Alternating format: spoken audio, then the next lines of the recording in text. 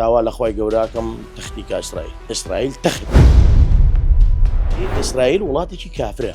و دەستی لە خوێنی مناڵە و پیرە و گەنجە و دەستیش ناپارێت پشگیری لە حکومەتی ئێران ناکەم بە پێی قورئان و حەدیث بێ ئیسرائیل لەبێرە ناوچێت گەلی ئێران گوڵخاڵوێ خۆسوسان کوردستانی ئێران بە خێراتنی کەناڵەکەتانەکەم پایتەختی میدیا کاکە محەممەد جان من پەیامەکەم ئەوەیە کە من وتمە بڕوخێ ئیسرائیل ئێمە بسڵمانی پێش هەموو شتێک طبعاً دینەکە لە پێشی هەموو شتێک وایە ئەو وڵاتە پێش هەموو شتێک دژایەتی خواکەم و پێغەمبەرەکەم و قورئانەکەمەکە بۆ 100 ساڵ لەمەوە بەریش ئەو دژایەتیەکە ئێمەش خۆم قابل دەستخۆشی لێ بکەم خۆ دەستخۆشی لێ ناکەم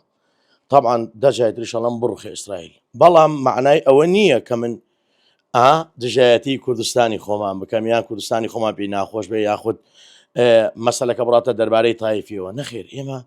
خاوەن کۆمەڵە شەیدینە پێناوی کوردستانە و ئێستش ئامادەم بە خۆم و ماڵ و ماڵەکەمەوە بمرین لە پێناوی یەک بستی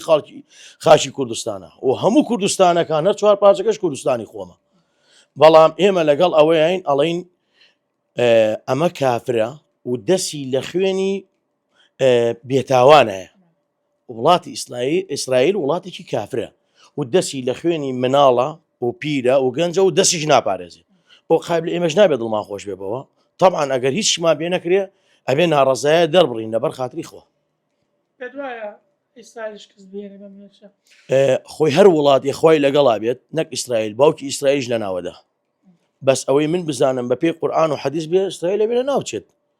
و ئەگەر هەر وڵاتێک لەسەر حەق بێ خۆی تەبارەک و تەعالا وڵاتە سەرەخات و ئیشەڵا دەریشەکەوێ کێ لەسەر حەقە ئەوان جوولەکەن بە حیاتی لەسەر حەق نەبوونە سەر ناکەون نەخێر سەر ناکەون لە ئیستەش سەرکەون لە قیامەتا دۆڕاون نەخێر سەر ناکەون و ئیشەڵا سەرکەوتن هەر بۆ ئیسلامە و سەرکەوتن هەر بۆ ملەتی خۆمانە و سەرکەوتن بۆ کوردستانی خۆمانە بۆ عێراقی خۆمانە نا سەرکەوتن بۆ بێگانە نیە ئیشەڵا بۆ کافر و جوولەکە نیە ئیشەڵا سەرکەوتن بۆ ئیسلام نەبێ بۆیە ئێمە خوامانێ ئەوان چی ئەستان ئەوان دژایەتی دینەکەمانەکەن مادام دژایەتی قورئانەکەمەکەن و دژایەتی پێغەمبەرەکەمەکەن و دژایەتی خواکەمەکەن بە حیاتی سەر ناکەون و ئیشەڵا بە حیاتی جوولەکەش سەر ناکەوێت و ئیشەڵا داواکەم لە خوای گەورە دەسی لە خوێنی بسڵمانانەیە داوا لە خوای گەوراکەم تەختیکە ئیسرائیل تەخت بێت لەبەر ئەوەی دەسی لە خوێنی چەند وڵاتێکە هەیە فەقیر و داما و هەژار تەنانەت ئەبینین مناڵی بچووکیش لە ناو ئاسن و ئاگرەیە تاوانی چی ئەوە ئێمە نابێت دڵمان بۆ خۆش بێت چونکە خۆمان کورد زوڵم نعنی مەزلومترین قەومین لەسەر عەرزە نابێت دڵمان بە زاڵم خۆش پشگیری لە حکومەتی ئێران ناکەم پشگیری لە گەلی ئێرانەکەم چونکە گەلی ئێران کوردی تایە عەرەبی سونەی تایە وا بزانم ئەزەریشی تایە من فورسیشی تایە پشگیری لە هاوڵاتی ڕەشۆڕۆتەکانێکم پشگیری لە ملەتە داماواکەکەم من حەقم نییە بەسەر حکومەت و تایفی و سیاسەتەوە من حەقم هەیە بەسەر دینەکەمەوە من ئەڵەم یا ڕەبی خوایە ئەوەی دژایەتی ئەم دیناکە یا ڕەبی خۆیان لە ناوی بەری ئێشتەش خۆتانی بینن ئیسرائیل دژایەتی ئەم دیناکە بەڵێ یا ڕەبی خۆیە ئیسرائیل لە ناوبەری وەڵی با یەک شتێکت تێ بڵێم ئەگەر بەریشی نەکەوێ ئێمە هەر زەرمەند دەمین لە ڕووی ئابووریەوە لە ڕووی ئەوەکە تۆ ئەزانی وڵاتێکی وەکو ئێران وڵاتێکی کەم نییە بەیانی ئاوارە بکرێن ئەوان لە ساڵی 91 ئێمە یانگردە خۆیان ئێمەش قەرزاری کوردستانی ئێرانین ئەبێ بیانگرینە خۆمان و بە چاویش یانگرینە خۆ و بە دڵیش و ماڵەکانیشمان بۆکەینەوە بەس ئیشەڵا ناگاتە ئەو ڕادەیە و ئاگرێکە کرێت ئاوێکە کرێتە سەرەم ئاگرەیە و کۆتایی پێدێ بەڵام لەگەڵ ئەوەشە ئێمە هەموو ماڵەکانمان کراوەیە بۆ خەڵکی ئێران و خزمەتشیانەکەین خصوصا کوردستانی ئێران چکە کوردستانی ئێران خۆمانین ئێمە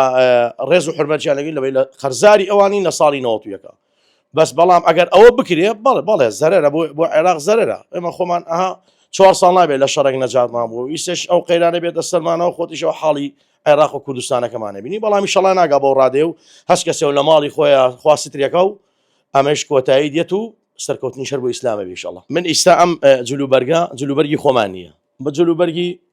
با بڵێن برا عارەبەکانمانە شانازیشی پێواکەین ئێمە 4 کەسمان ئاوا ڕێز لە جلی عارەب بگرین بەیانی عارەبەکەش ڕێز لە جلی کوردی ئەگرێ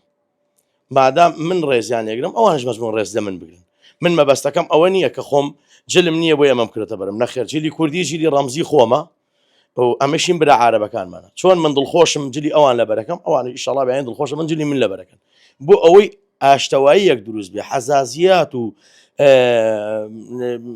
مشکیلە نەبێ لەبەر هیچ قۆمیەتەکە بە ئاوا دەرکەوین کە ئێمە برایەکی گەلی ئێران گەلی ئیسرائیل کامیان گوڵخاڵۆن گەلی ئێران گوڵخاڵوێ خصوصا کوردستانی ئێران هەموویان گوڵخاڵۆن و ئیشەڵا بە حیاتی محتاج نابن.